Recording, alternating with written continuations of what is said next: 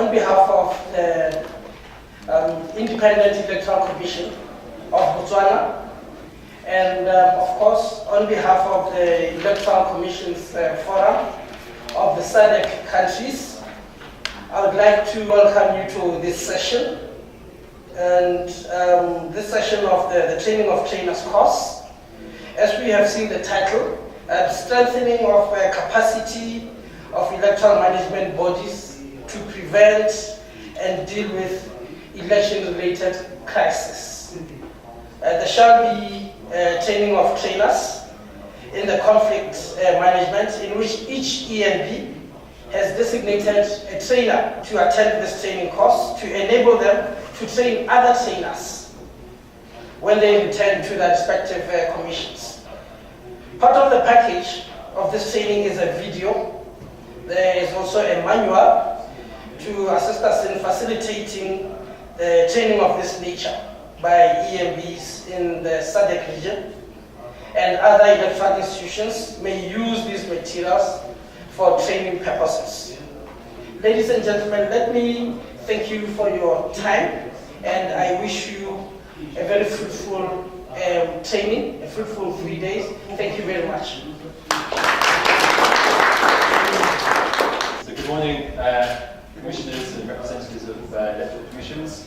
It's good to see you here in Gaborone. Those representatives of the partners who are connected to the Electoral Commission Forum of SADC, and everyone else that's taken the time to join us on this event. But I will say that we as the United Kingdom are very pleased to be able to offer some support to this initiative. We do so because we believe in democracy, we believe in its potential and ability to provide a more stable and prosperous future for people, not only in this part of the world, but across the entire globe. So I wish you a very fruitful training. I hope you find the tools useful, and I hope that you'll go back to your countries better equipped and informed to deal with the challenges of particularly those 5 countries that have elections coming up immediately. So that's what I'd like to say. Thank you very much for your time. Let me start by extending our gratitude to the delegates from the various ENBs in this room for attending this important occasion. On behalf of the SADC ECF leadership, I wish to extend a special word of thanks to Mr. Richards of the British High Commission. Once again, the forum is very grateful to ERIS for supporting the implementation of these activities that we are talking about, aimed at strengthening the capacity of ENBs to deal with electoral conflict. Welcome to the training of trainers. My name is Bridget. I'm going to be the trainer together with Eunice, who will be co-training with myself. I'm just going to take you through the objectives of this workshop.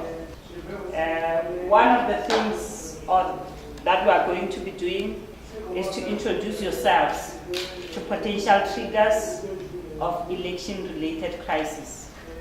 You will be informed of the case studies of the targeted countries that have been studied. There are 6 countries that have been studied, and you are going to share in that experience.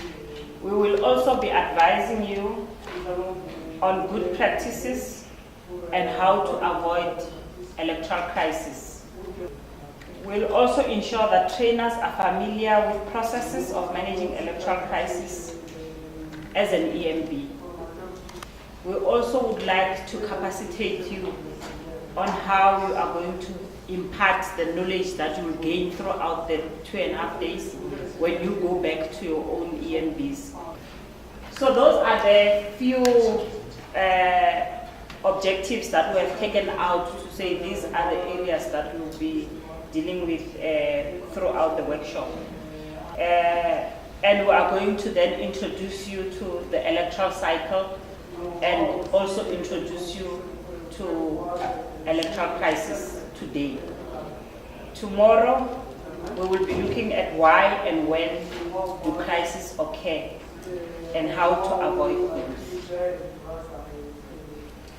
Day 3, we are looking at electoral crisis management, and we will touch a little bit on facilitation skills. It is a state of anxiety and confusion during an election. Election crisis is a situation which effectively frustrates the process of election in such a way that they lose their credibility. This electoral crisis is a problem that arises in the field of election, which needs to be managed. That arises in the field of election, which needs to be managed. It's a situation that puts an aspect of the electoral process at the risk of being disrupted or rejected.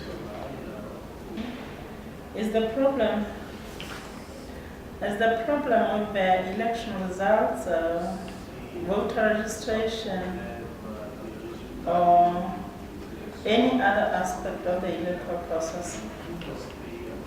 And we have been able to define electoral crisis in your own words, and then we went back to come up with that, to unpack that definition that is in the scoping report.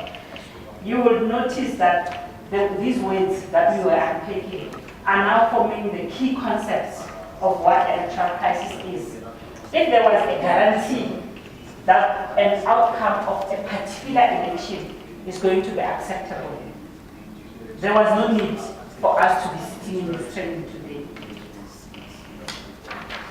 If there was a guarantee that an outcome of a particular election will be acceptable to all, there will be no need for us to be sitting here, because there will be a guarantee that there won't be any occurrence of any nature of an electoral crisis. The reason we are talking about electoral crisis is because we know that there is no guarantee that any outcome will be accepted by all stakeholders, by all players in an election. So, we are not going to move. An election becomes an election because of the different phases that takes place. There is a pre, there is a during, which normally would be that particular day when elections are taking place, and there is post. So we're going to be looking at the 3 phases. We're going to be revisiting the electoral phases. And we have the 3 phases as I have indicated, which is the pre-electoral period, during, and the post. And when you look at the 3, you are going to try to see,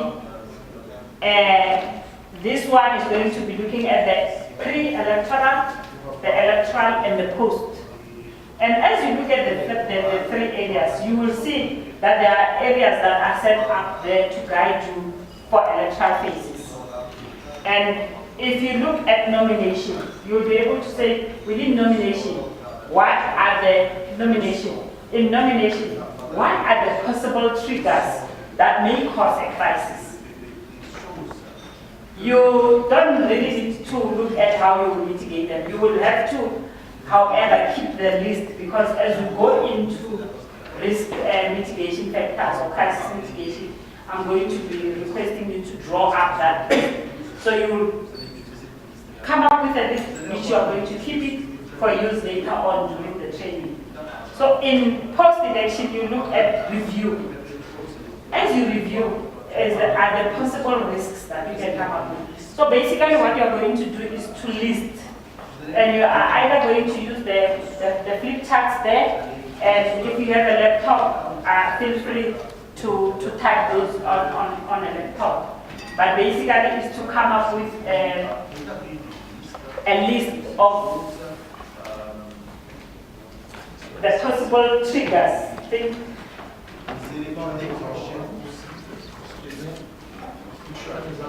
We noted that what is very prevalent in that time is the petitions, which people challenge, saying courts and the like. When those complainants go to courts to challenge for maybe the outcome of the results, those actors lead us to crisis. The other one was the audit reports. Because, you know, after an election, you're supposed to conduct an audit. Now, in the course of conducting an audit, you find that you unearth some of the things which were hidden. In the process, people capitalize on those ones, and then those become triggers for crisis. Especially funding that goes to political parties. When you try to find out how they use the money in the campaigns, the audits will reveal that maybe most of the money that was given out never went to the intended purpose. Maybe some people just pocket the money and so on and so forth. So that creates crisis. What came out very strongly from this group that was making me very interested in is the audit reports. You know, I thought it was very important that I stress on that.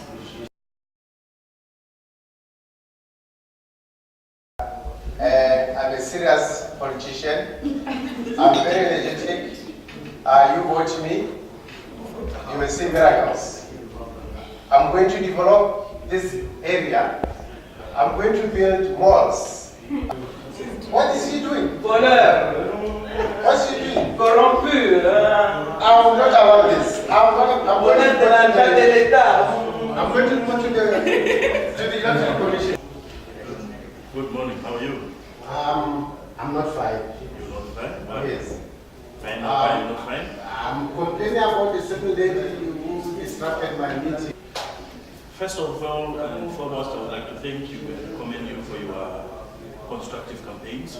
Thank you, sir. I hope you do understand the good practices of elections and the code of conduct we have developed before, and of which party signs the ethics of elections. Hand in hand with this, we are going to call her, trying to see if it is true. Good morning, Madam Keta. Good morning, Chief. Yes, I know that you are running from Party B, trying to be elected as an MP. But the representative of Party X has registered a complaint that you have interfered in his electoral campaign. I hope you remember that in the Political Parties Committee, together with the Electoral Commission, we sit together and had developed a campaign calendar. And we agreed that each party should follow the campaigns in the places, the venues which we have allocated. Here we are talking about the electoral conduct. You have breached what we have agreed to follow. So kindly follow the electoral campaign calendar and observe the law. Don't repeat this, please. Okay? You understand? Okay. Thank you so much. So we say that today you are contesting, but tomorrow you will be living in the same community. We want you to shake hands to show that you are going to respect each other, to respect the views of each other, and not to interfere one's campaigns.